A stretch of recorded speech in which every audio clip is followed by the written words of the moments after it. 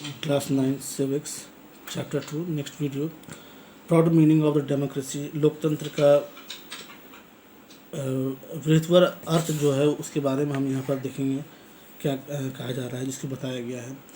हमने चैप्टर में लोकतंत्र की सीमित और विशाल शैली में भी चर्चा की। हमने शासन के एक स्वरूप के तौर पर लोकतंत्र को समझा। लोकतंत्र इस प्रकार की व्याख्या हमें उस न्यूनतम विशेषताओं और गुणों की भी पहचान करती है जो लोकतंत्र की ज़रूरत है। हमारे समय में लोकतंत्र का सबसे आम रूप है प्रतिनिधित्व वाला लोकतंत्र। हम जिन देशों में लोकतंत्र होने की बात करते हैं वहाँ सभी लोग शासन नहीं चलाते हैं। सभी लोगों की तरफ से बहुमत को फैसले लेने का अधिकार भी नहीं होता है।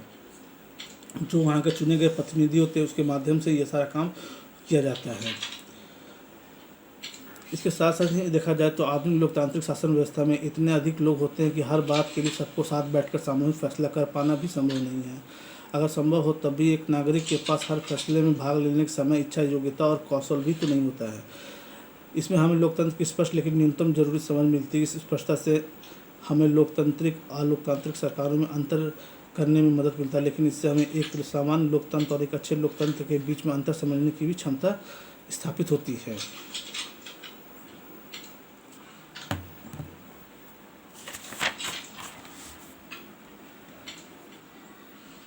इसके साथ हमने कई बार देखा कि हम लोकतंत्र का प्रयोग सरकार से अलग संगठन के लिए करते हैं।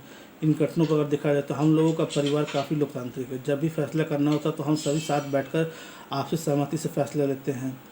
मुझे वे शिक्षक नापसंद है जो कक्षा में छात्रों को बोलने और सवाल पूछने पर इजाज़त नहीं देते हैं। तो मैं ऐसा शिक्षक पसंद करूँगा जो लोकतांत्रिक मानसिकता का हो।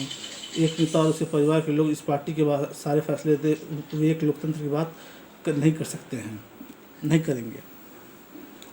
लोकतंत्र शब्द इस प्रकार से प्रयोग फैसले लेने के लिए किया गया है कि इसका सही ढंग से इसे उजागर किया जा सके। लोकतांत्रिक फैसले का मतलब होता है कि उन फैसलों से प्रभावित होने वाले सभी लोगों के विचार विमर्श के बाद उनकी स्वीकृति से फैसला लेना, यानी जो बहुत शक्तिशाली न हो उसका भी किसी फैसले में उतना ही महत्व होना चाहिए जितना कि किसी शक्तिशाली का ना होना है।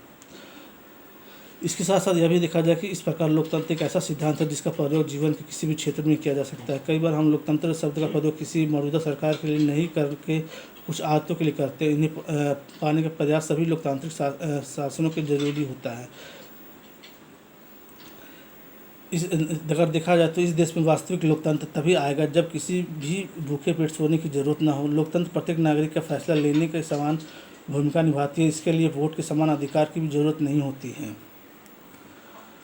अगर हम इन आदर्श पैमाने के आधार पर आज की शासन व्यवस्था को परखें तो लगेगा कि दुनिया में कहीं भी लोकतंत्र नहीं। फिर भी आदर्श रूप में लोकतंत्र की ही हमारी समझदारी हमें बार बार याद दिलाती है कि हम लोकतंत्र को इतना महत्व क्यों देते हैं। इससे हमें मौजूदा लोकतांत्रिक व्यवस्था को परखने और उसे समझने की पहचान मिलती है। इसमें हमें न्यूनतम या काम चलाओ लोकतंत्र के अच्छे लोकतंत्र के बीच में अंतर को भी समझने में मदद मिलती है। इस बुक में हमने लोकतंत्र के व्यापक अवधारणा पर ज़्यादा बातें नहीं की। हमने सिर्फ शासन के एक तरीके, लोकतंत्र के कुछ बुनियादी संस्थागत स्वरूपों की चर्चा की है। इस समय हमें सिर्फ इस बात को याद रखना चाहिए कि लोकतंत्र जीवन के अनेक पहलुओं पर प्रासंगिक है और लोकतंत्र के कई प्रकार ग्रहण कर सकता है। समानता के आधार पर चर्चा और विचार विमर्श बुनियादी सिद्धांत को माना जाए तो लोकतांत्रिक ढंग से फैसला भी कई तरह का हो सकता है। आज की दुनिया में लोकतांत्रिक शासन व्यवस्था का सबसे आम रूप है लोगों द्वारा चुने गए प्रतिनिधियों के माध्यम से शासन चलाना। लेकिन जब समुदाय छोटा हो तब लोकतांत्रिक फैसले लेने के दूसरे तरीके भी अपनाए जा सकते हैं। फिर भी लोगों के साथ बैठकर सीधे फैसले कर सकते हैं। किसी गांव की ग्राम सभा को इसी तरह से काम करना चाहिए। क्या आप लोकतांत्रिक फैसलों के कुछ तरीकों को कल्पना कर सकते हैं?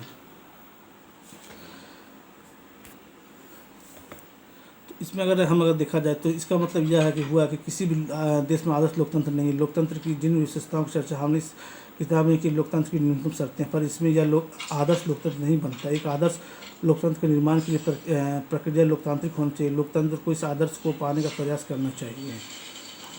हर नागरिक के तौर पर हमें जो भी काम करते हैं वह सभी हमारे देश के लोकतंत्र को अच्छा या खराब बनाने में मदद करता है। वही लोकतंत्र की ताकत और कमजोरी भी साबित होती है।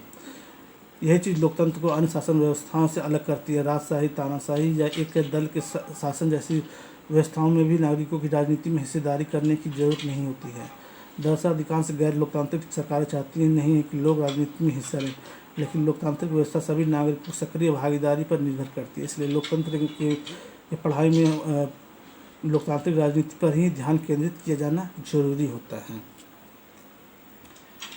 That's a chapter close.